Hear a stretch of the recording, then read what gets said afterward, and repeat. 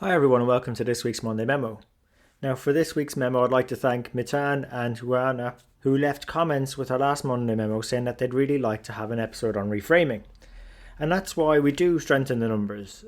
And we want you to leave comments and engage with the post, and we want to know what you want to hear more of. So I encourage you to all do similar to what Mitan and Joanna did. And regards to the topic of reframing in organizations, absolutely love we're talking about it now in finance, and there's an interest in it. I mean, most of my career I've done a lot of work on the commercial finance arena and decision support with sales teams. And one of the many things they do extremely well is the art of reframing. And I call it an art because it's not something I've really seen deconstructed in many finance textbooks. But as we do on Strength in the Number, let's see if we can perhaps do that and break it out for finance and accounting professionals so that we can explore it a bit more. And reframing has been looked at in some areas like psychotherapy and counselling. So if you check out some papers in those areas, one would describe reframing as a technique used by counsellors to shift a client's view of a particular problem, event, or person. And it's based on the assumption that when those clients are able to view a situation from another perspective, the opportunities for finding alternatives or acceptable solutions to their problems actually improves. So how can we deconstruct what salespeople and counsellors are doing into some steps that we can leverage in finance to become more influential, impactful, and have more fun and meaningful careers? Well, the first step, I believe, is to know their problems. So that means knowing the other persons or stakeholders' haves and wants, their value problem gaps. Sometimes these are either strategic in nature or maybe short-term objectives and unlikely to be what matters most to them. So this requires us to listen, and that's why we've 2 ears and 1 mouth, so we listen twice as much as we speak. And a useful framework for capturing and knowing knowing their jobs, their pains, the gains they're seeking. For that, just check out a recent episode we did around the value proposition canvas. It was episode 267. And some of these objectives or wants might range from needing to drive EPS or earnings per share, ensuring maybe they get a fair cut from a deal or a budget negotiation, maybe the need to reduce travel expenses or even get cash in quickly to make the payroll. But there's loads more examples out there. The second step is, once you know what their problems are that they need solving, is to provide an alternative path to reframe around. So showing them the path to get there and ideally making it low risk, and I'll touch on that one in a moment. But I recall from many years ago there was an instance where the Vice President of Services was asked to reduce his travel budget by 10%. So we took what the circumference from Google said it was around the Earth, and we divided that into the air miles that his team had been travelling. And our team had worked out that his team had been travelling around the world at least 10 times. And therefore we said, right, could you maybe travel around the world one less time? Or more modern days, an objective might be to reduce environmental impacts. So reduce your CO2 emissions. We could directionally figure out what environmental benefit we would do from saving the budget that way as well. Or another thing we did at the time was we actually found the top 5 and bottom 5 hotel rates in the major cities and encouraged, well, if some staff were staying at these lower ones, why did people need to stay at these more expensive ones?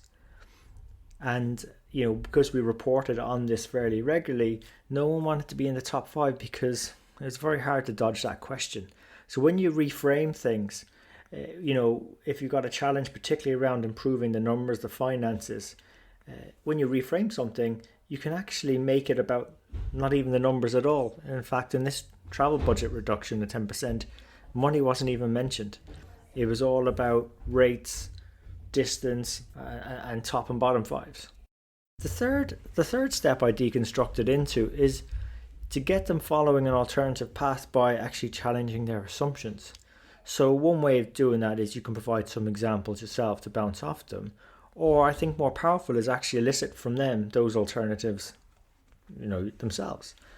And this is really powerful because they see themselves already walking through it, and that even makes it lower risk for them. It's as if they've already stepped through it and overcome a lot of the challenges along the way. And a key question to help them do this is, what has to have happened for this to happen? Or if that's a bit difficult, and I know it's a bit of a mouthful to say, maybe you can stitch it up in terms of a story, sharing a story of someone else who did similar, and maybe substitute them into that story and say, well, what if you were in that story? Would you have done anything differently? Because it seemed to work for them. And actually, one group of people who are generally very good at challenging assumptions is actually parents, particularly with getting their kids to walk through maybe that reframed path. So like imagine a teenager who's a bit upset she didn't make the volleyball team. Her parent asks her what positive things could have actually come from for not making the team. And then the teen is able to say, well, maybe she could have more free time, and with enough practice she might be able to make the team at a future point, maybe even next year. So that's actually turning what was perceived to be a negative situation problem into actually quite a positive one. And another example I call out from our world was with the president of a large business unit, where the overall value of a deal the company was working on went down. And in particular, this business unit was asked to stump up more investment to help get the deal over the line. And understandably, their president was resistant. So I asked, what matters to you most from this deal? And to which he said was really to get a fair share and a reasonable profit out of it. I said, define fair, I said, what about the other BUs? What do you think they would define as fair as well? And he said, I suppose they'd say that the shares in the overall deal really didn't change too much overall, and we were able to get some sort of profit out of it. And I said to him, well, actually, your margin did go down a little bit, but it's considerably better than theirs. And actually, your income as a percentage of the overall deal has actually gone up from 11% to 18%. I didn't need to say any more. A penny dropped for him and he signed off the deal there and then. And I always like to throw in maybe a bonus step. So once you've done that, you've already probably got a lot of success at reframing. But just don't leave it there, and don't maybe bask in that success for a little bit. Maybe try and identify or ask those you've just helped or others you've come across. Is there a way that approach could be maybe similarly applied elsewhere to other problems a stakeholder is having? Or even to a stakeholder with a similar problem you've just helped go solve and reframe? It's a surefire way to make a bigger impact. And that's why we invite guest mentors on the show to share with you their stories, hard-won lessons of the things that have worked for them, how they've dealt with tricky situations, and actually how they've themselves been able to reframe people to coming around a bit more to a better way, more constructive way of thinking, and ultimately better decisions that are made in organisations drive better numbers and also drive better opportunities for those in our societies as well and communities.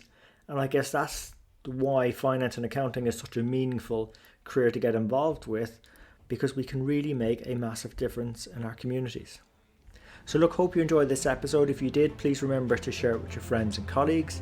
You can subscribe on all the major platforms: iTunes, Stitcher, SoundCloud, YouTube and Spotify. And thanks a mil for investing your time listening in today. So until next time, take care of yourselves and let's keep on building our strength in the numbers.